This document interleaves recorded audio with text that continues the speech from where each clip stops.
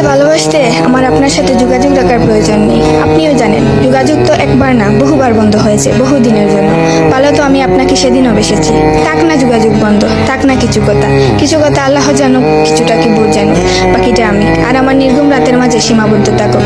কিছু একটা অপূর্ণ ছিল যা কখনো পূর্ণতা পায়নি। কেউ একজন আমারও ছিল, কিন্তু সে আমার হয়নি। তারপর যাকে বহুবার দেখার পরেও মন ভরে নাই, তাকে আজ বহুদিন দেখি না। তোমাকে আজও পুরোপুরি ভুলে ওঠা হয়নি। তুমি আছো, তুমি রয়ে গেছো। তুমি আমায় ভালোবাসোনি, এটা তোমার ভুল ছিল না। তোমার জায়গা থেকে তুমি সঠিক ছিলে। ভুল ছিল আমার। কেন জানো?